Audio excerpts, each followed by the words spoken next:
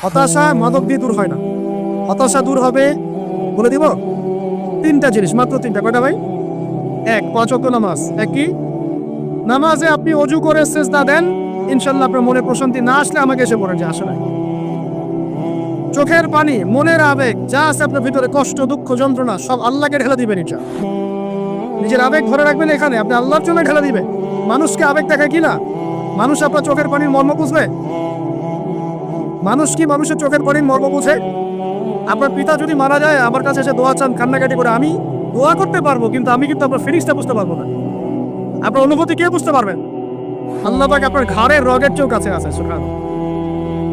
সুবহান আল্লাহ পাক ঘাড়ের রগের চেয়ে কাছে আছে। গতকালকে বাংলাদেশের একজন বড় আলেমের সাথে একটা কনফারেন্সে ছিলাম। উনি বলছিলেন যে এক ব্যক্তি, এটা শোনেন, এক ব্যক্তি খুব তার শখ যে তিনি সাহাবীদের মতো নামাজ পড়া শিখবেন। কথা বুঝতে পারছেন? সাহাবীদের মতো নামাজ শিখবেন। তো একজন বরেণ্য আলেমের কাছে এসেছেন, এসে বলছেন যে আমাকে সাহাবীদের মতো নামাজ শিখিয়ে দেন। তখন সেই আলেম আরেকজন আলেমের সন্ধান দিয়েছে, যা তুমি তার কাছে যাও, তিনি শেখাবেন। তো সেই ব্যক্তি একটু অবাক হয়েছেন, কারণ যাকে প্রশ্ন করেছিলেন তিনি অনেক বড় মুহাদ্দিস, আর যার কাছে পাঠানো হচ্ছে তিনি অত বড় মুহাদ্দিস নন, কিন্তু আবেদ, আমল করে। তাকে গিয়ে বলছেন উনি আমাকে পাঠিয়েছেন সাহাবী বলে নামাজ শিখিয়ে দেন। তখন তিনি বলছেন ঠিক আছে, সুন্দর করে ওযু করে আসুন, সুন্দর করে ওযু করে আসুন। ওযু করার সময় খালি খেয়াল রাখবা যে আমি ওযু করছি শুধু আল্লাহর সন্তুষ্টির জন্য। কি খেয়াল রাখবেন? ওযু করছি শুধু আল্লাহকে রাজি খুশি করার জন্য ওযু করছে, আর কোনো উদ্দেশ্য নাই আমার। ওযু করতে যাচ্ছে, তিনি আবার বলছেন দাঁড়াও, শুধু আল্লাহকে রাজি খুশি করার জন্য ওযু করো। আবার শুরু করছেন, আবার বলছেন শোনো, শুধু আল্লাহকে রাজি খুশি করার জন্য ওযু করো। এভাবে বলতেই আছেন, নামাজে দাঁড়িয়ে আছেন, দাঁড়ানোর আগে বলছেন শোনো, শুধু আল্লাহকে রাজি খুশি করার জন্য নামাজ পড়ো। বলতেই আছেন। এক পর্যায়ে সে ব্যক্তি নামাজ শুরু করলো, নামাজে মনোযোগ এদিক ওদিকে যায়, আর তার মাথায় এটা আসে, এই শুধু আল্লাহকে রাজি খুশি করার জন্য আমাকে নামাজ পড়তে, শুধু আল্লাহকে রাজি খুশি করার জন্য নামাজ পড়তে হবে। এই চিন্তা তার মনের মধ্যে ঘুরপাক খাচ্ছে। এভাবে নামাজ তো সে শেষ করেছে।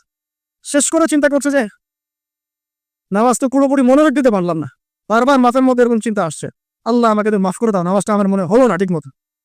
তখন সে ফিরে এসে তার সে ওস্তাদকে বলছেন আমার তো নামাজ এরকম করে পড়লাম, কিন্তু শেষমেশ মনে হলো যে নামাজটা হয়তো কবুল হয় নাই, আল্লাহর কাছে খুব মাফ চাইলাম, আল্লাহ আমাকে মাফ করে দাও, নামাজটা মনে হলো না। তখন সেই যে প্রথম ব্যক্তি যিনি পাঠিয়েছেন তিনি বলছেন এটাই হলো সাহাবী ওয়ালা নামাজ।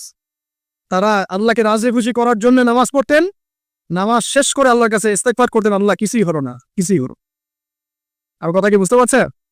অতএব আল্লাহকে রাজি খুশি করার জন্য আপনি আপনার আবেগ, আপনার ইবাদত সব ফেলে দিবেন, অন্য কারো কাছে কিছু পাওয়ার আশা করুন। অতএব নামাজ আপনার মাদকের দিকে যাওয়া লাগবে না, নামাজই আপনার হতাশা দূর করে দেবে ইনশাআল্লাহ। 2 নাম্বার আমল হচ্ছে কোরআন তেলাওয়াত। যে ব্যক্তি কোরআন তেলাওয়াত করতে পারে নিয়মিত, তার মনের মধ্যে এই হতাশা, এই ভীরুতা, এই কাপুরুষতা কিচ্ছু আসবে না ইনশাআল্লাহ। আমি গ্যারান্টি দিচ্ছি আপনাকে, হতাশা আসবেই না আপনার মনে যদি আপনি কোরআন বুঝতে পারেন।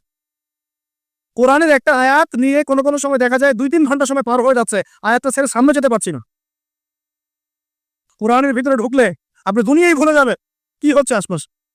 আমি আমার অনেক আলেমকে দেখেছি যে একটা বই, পাতলা একটা বই, আরবি বই নিয়ে পড়া শুরু করেছেন, যে ফজরের পরে জোহরের ওয়াক্ত হয়ে যাচ্ছে, বইটাই শেষ করতে পারেন না।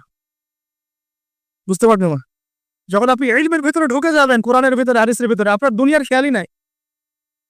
একজন আলেম তিনি এক রাত্রে একটা বই লিখেছিলেন, চটি বই, এক রাত্রের মধ্যে। বলা হচ্ছে তার সম্পর্কে বলা হচ্ছে যে রাতের খাবার তাকে দেওয়া হয়েছে, যে আপনি এটা খেয়ে নেন, ওই খাবারটা পাশেই আছে, খাবারটা খাবো, এটা লিখে খাবারটা খাবো, এরকম তার চিন্তা ছিল। ফজর হয়ে গেছে, বই লিখাও শেষ, খাবার এই অবস্থায় পড়ে আছে, ডুবে গেছেন ভিতরে, খাওয়ার মাথায় খেয়াল নাই। এরকম হয়। একজন মনীষী, বিখ্যাত মনীষী, রিয়াদুস সালেহীন কিতাবের রাইটার, সংকলক আল্লামা নববী রাহিমাহুল্লাহ, এরকম সারা রাত চলে গেছে, পাশে 2টা খেজুর, 2টা কিছু খাওয়ারই সময় পাক, হাদিস নিয়ে গবেষণা করতে রাত পার হয়ে গেছে।